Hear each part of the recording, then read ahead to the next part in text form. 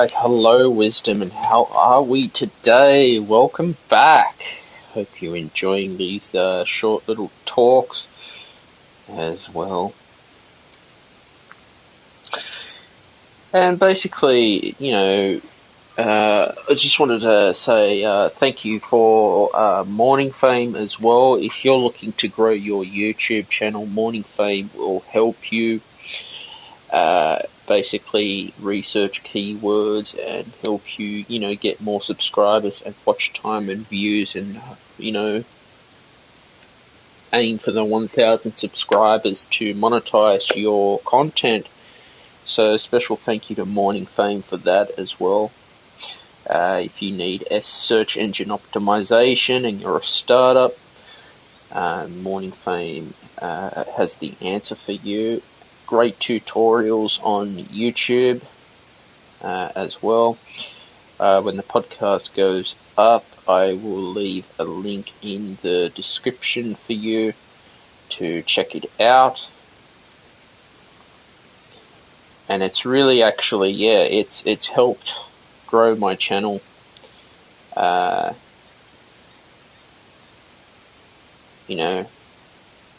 Being in the startup phase myself. And I just wanted to know also too what your thoughts are on our current economic situation wherever you are in if you're in the United States or if you're in Australia like I am, where there's been, so much debt in our country as well. A lot of unemployment too. It's not the first time we've had unemployment with our economy as well. I mean, there was unemployment when the Apollo astronauts, I think it was Richard Nixon, putting money into the space program to send people to the moon, and people were, unemployed, and NASA had to cut back on employees, which is a shame because space is a very fascinating thing. You look at space now, like private companies basically funding space program and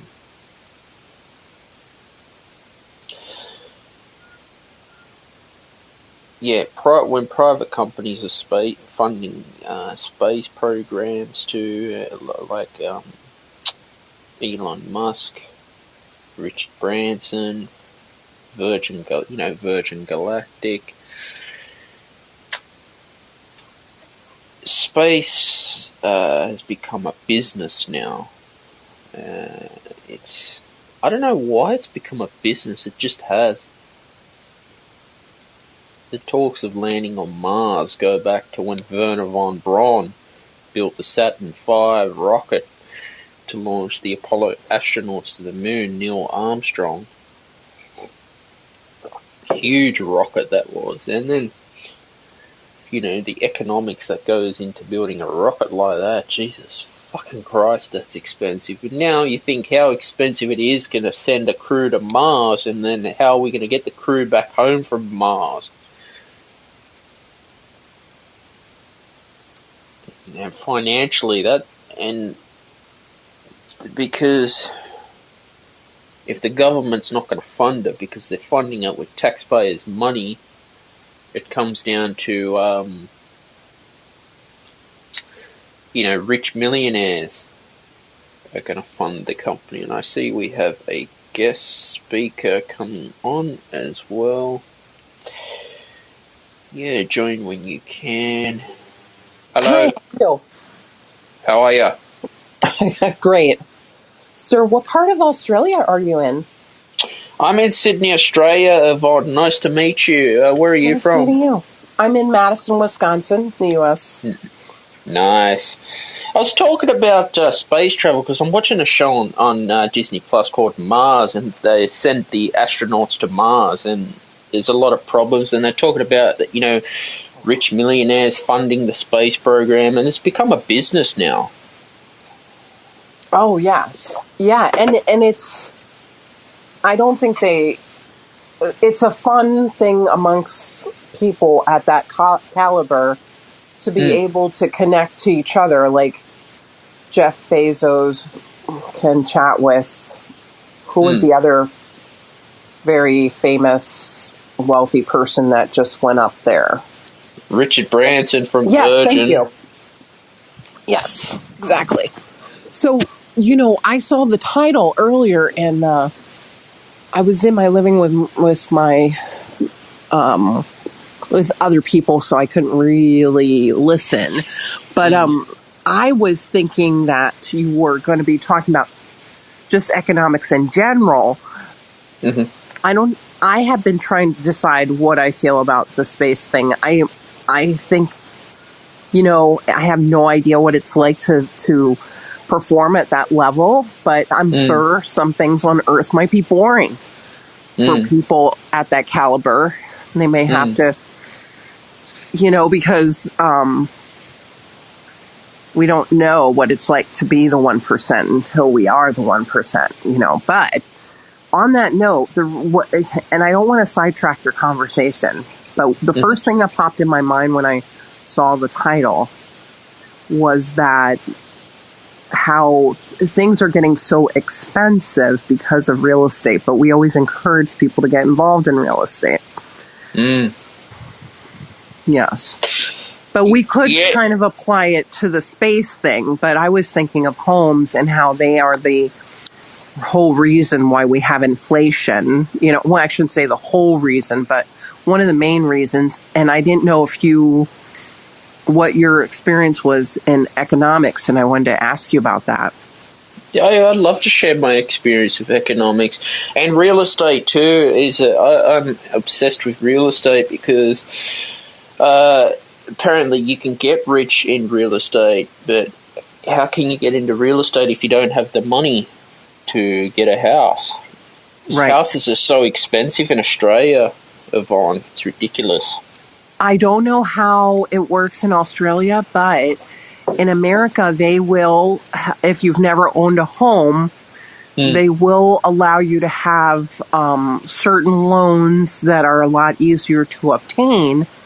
But the catch is that you have to be very mindful of what type of interest. Yeah, exactly, because that's how the banks make their money. Exactly, right. And then, of course, if you're really young and you didn't have time to establish a really strong credit score, but nowadays, compared to my days, there are some very young people that have great credit scores because they have online businesses, and even though their length of their credit history isn't, 30 years or 20 years or so, they still can establish that 700 score because they, for the young people who are, making NFTs and are involved in crypto, and some things that were just not available to people, certain older people, because they just didn't exist. Yeah, I looked into the NFT market because I'm a musician, and I tried to open a Bitcoin wallet, and I had a hard time with it. I'm investing in Bitcoin too, so I've just started, but I hear that's the future, is Bitcoin. The place to learn about Bitcoin and be able to, you want to get on Twitter.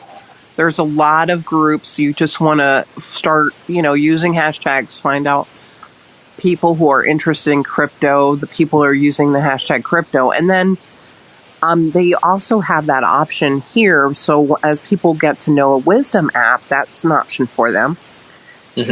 The other thing is, once you get into these groups, and I know from personal experience, once you get into these groups listening about crypto and NFTs and all these AI topics, they sometimes have a group that's in the Discord chat. So that, so they'll make their own community. And they do provide a lot of information, but then of course you can't just believe anything, but it begins the conversation. Also, the app called Speakeasy, which I'm part of their, they're not in beta anymore, but I was part of their beta group. That app is right now doing a lot of free crypto education. They just had one yesterday. And I don't think I can message you, can I? No, I'll follow you on Instagram. I'll give you send a follow me a now. message on Instagram, and I'll send you a code. I don't know if they charge you or not, but I know with my code they will not charge you. So I'll send you a code, and you can get in there. And now, I'll warn you now, sometimes that app can be really target right on, but then sometimes it can be a motley group because there's a lot of people that still don't know about it.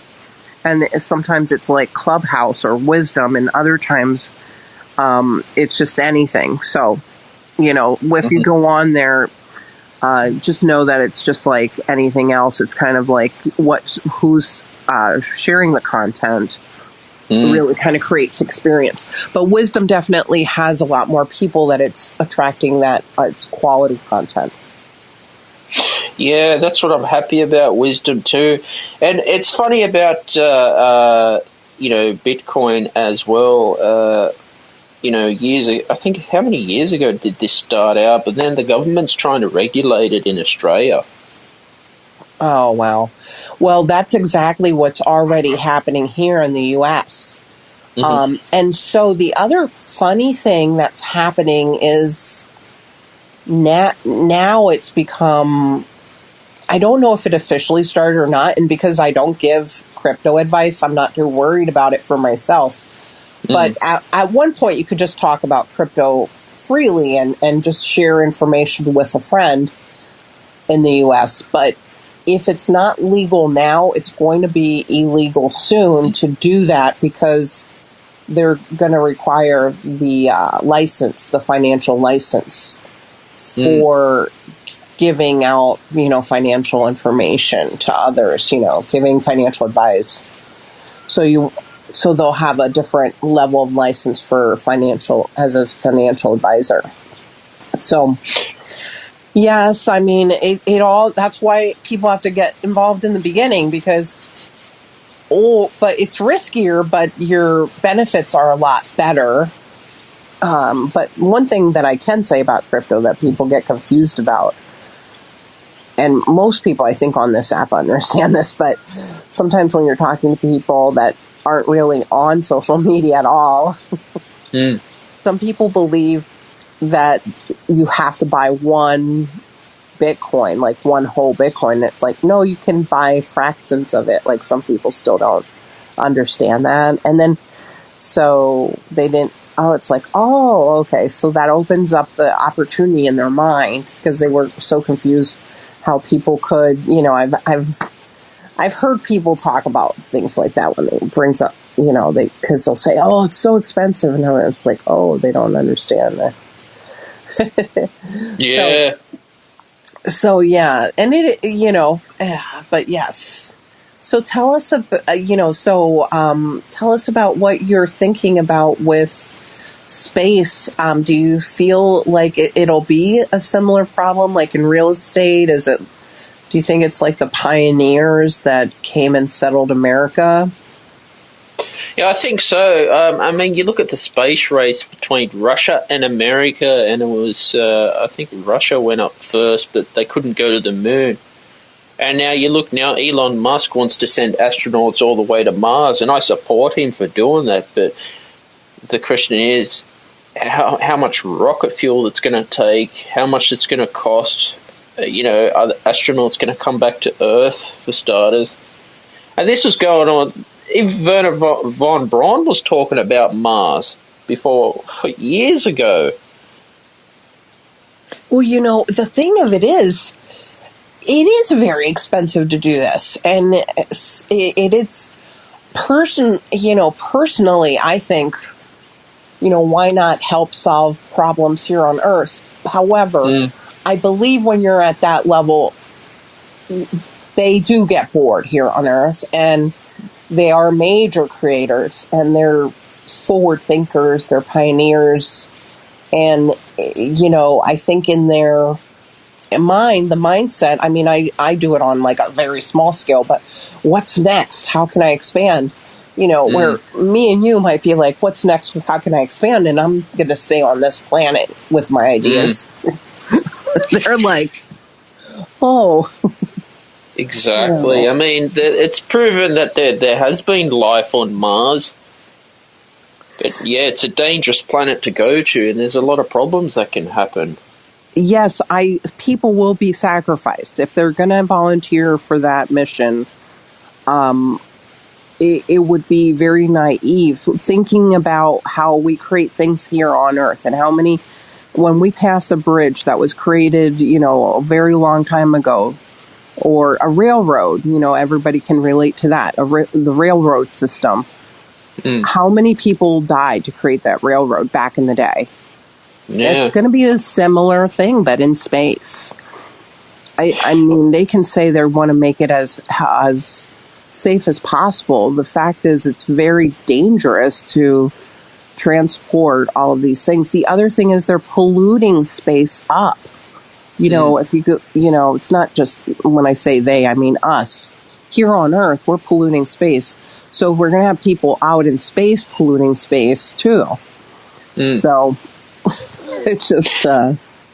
Yeah, exactly. I mean, you look at the moon landing. Astronaut Mick Collins said there's no need for us to go to space. We don't have to. He had to pilot the what do they call it? The capsule to get the 3 astronauts home. But even Apollo 13 was a disaster. Right. What is the benefits of us even going to space? I think they should just cater it to very wealthy people who want to do something different. And if they want to go and endanger their own lives and, enjoy, because they're not going to see it that way. They're going to see it as an adventure. It's all about perspective, right? But what's a shame is we haven't figured out how to solve things here on Earth with our pollution. And we keep just, it takes a lot of minerals out of our Earth to create these vessels to go to space. It takes a lot of energy, like you were saying, and these are resources that we need here on Earth for the people that are on Earth. Yeah, come back on stage when the timer runs out, Yvonne, because this is interesting. Yeah, as I was saying before, space has just become business now. It's all about profit. Yeah, well, I'm wondering, how are they going to... when you say that it's all about profit, what are the first things that pop into your mind that they're going to start to profit off of? Is it the taking people just to see right to the line and then they'll come back, like kind of like a touristy thing? Or I think so, because you look at Richard Branson, he went up in a, what do they call that, space thing last year and just floated for a minute or two and came back as a tourist. That's another way they're profiting too. Yeah, that one I'm not so against, because then the people come right back to Earth and they can keep spending their money here on Earth. But I get a little concerned about making like villages in Mars, and like how are they going to do that? What's really going on? Is not to sound like a conspiracy theorist, but is there something that we don't know, that everybody needs to go to space all of a sudden? Quite possibly. It's like the moon landing as well. The stuff that they don't talk about on the moon. Come back on stage when you can, Yvonne, because this is really good. Yeah, like the moon landing, there's a lot of stuff NASA won't talk about or won't show, yet they build all these modules and rockets as well. But yeah, there's a lot of things that they're not going to tell. I think there's a show on Disney Plus. They filming what it would be like on Mars, building See, all those little. they're now working, really, I didn't know that, so they're working on the kids, their younger generation who don't have all these boundaries that older people have. Maybe they will go to space, But as I was saying before, like, there's so much stuff NASA don't talk about to the public, or what really goes on in space. Yeah, exactly. I have heard that there might be something up there that we just don't know about. There was a quote that Armstrong said once that I don't have the quote memorized.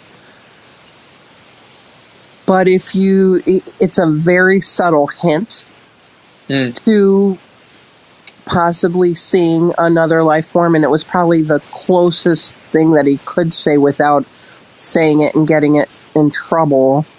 But, yes, do we really need to do that? But people who are inventors, people at that caliber, it's not always about need. It's about creating, and they're visionaries. There's a gentleman who went down to the Florida Keys and it was all jungle. I can't remember his name. And he made Florida Key West. And it was basically a lot of trees and it was inhabitable. And he saw a vision for it. And they created something there. But what concerns me about space is, like you were saying, all these resources. And to me, like the shuttles, like if it's one thing to make one shuttle, that's okay. Like they go right to the edge of the atmosphere and then they come right back down. But if they're going to be making a lot of these types of vessels, not only are they very costly, but they take a lot of our minerals and our resources. And those minerals and resources are harvested in some of the most sacred lands. Sometimes miners have to go into areas where the indigenous are living and communicate with the indigenous leader and receive permission and also guidance by the indigenous people to mine the land in order to make our electric cars, in order to create all these. It's not just, space vessels, but electric cars, even though a lot of people are for them. And, I care about the earth myself. I used to be a environmental science major, but unfortunately, when it's a nice combination of having gas cars and electric cars, but the more people are getting into electric cars, the more of this harvesting of our minerals in the Amazon, and not just the Amazon, but all throughout our world. I spoke to someone who was a miner, and if you go on Speakeasy, he pops on there a lot, and he also has a group on Clubhouse, and that's actually where he's really known. And I think I can't remember the name of his group, but I know if you hashtag gold and you're in a Clubhouse, or if you put gold or miners in Clubhouse, you might bump into his page. And he told me he even had a TV show about mining, so I never saw it because until the COVID, I didn't really watch that much TV. So anyway. Well, let's talk about oil rigs in the middle of Alaska. I think it was Shell. They were trying to mine oil in the middle of the ocean, and then they pulled out. That's expensive.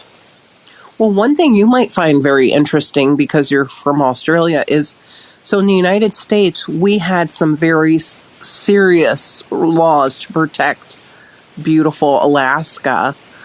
And unfortunately, with our last president, a lot of those laws were changed, and right now there's a battle. They're trying to reverse those laws, but right now there's a battle that they're going to basically take exactly what you're talking about, those oil rigs, but that's happening because of the former president just removing all those protections for that area. And I feel like sometimes people just have no sense of how our earth works when they believe that you can just harvest every bit of land without counting the effects of our atmosphere, our oxygen level. We are in a bubble, and there has to be a balance of certain oxygen, nitrogen, everything has to be in balance for our body. It seems like they taught us this in fourth grade, and everybody just forgot that. I really didn't pay attention in the fourth grade either. But it's just interesting. This is stuff that I'm learning on Disney Plus, on that Mars show about oil rigs. And yeah, I don't know. Again, it comes down to profit. Yes, it is about profit, because I'm not an engineer, but it's more than one occasion I've heard that certain people, a certain person, I can't remember his name. It's just, maybe I shouldn't even bring it up because I can't remember his name, that invented a car that used very little energy, and next thing you know, he doesn't exist anymore. All of a sudden he had a bizarre death. So, well, maybe not bizarre, but unexpected. So sometimes, if we think about it, our economy is based on solving problems. And if somebody invents something so great that it's simple and it would just solve that problem, and then we wouldn't have that problem anymore, your life is going to be in danger. It's, so they don't mind new, and when I say governments don't mind having new ideas, and they encourage it because it helps our economy. But if you have something that's going to eliminate all of the competition, and it's going to remove that part of the economy flowing, you just have to be careful. I mean, but occasionally these things happen, and no one gets hurt. For example, how many jobs did computers take away at one point? And the computers are still taking jobs away. So it's really up to people to observe that and then pivot and make sure they scale their skills in that direction. Yeah, it's become about artificial intelligence now, and quite possibly robot people are going to take over. Yes. Yeah, I personally don't know too much about what's going on in Alaska, but I definitely feel that it's very important, and I'm glad that you're having this discussion. And it is really important. And now during the pandemic, people have learned to live their life more simply, even though sometimes it feels like not exactly Groundhog Day, but not the most exciting, because in the summer, you can't really, I personally don't expose myself to too many crowds at all since the pandemic, but I still will go out occasionally in a mindful place, and only places that are really careful about who attends. But it's definitely something to think about. I'm glad that you're having this topic, and I'm gonna definitely. I have been following you. That's how I found out about you. Let's talk about the pandemic and the virus. It's pretty much become a business. Pharmaceutical companies are profiting out of all these vaccines as well. Doctors profiting. Exactly. Now they're saying we should all get the booster.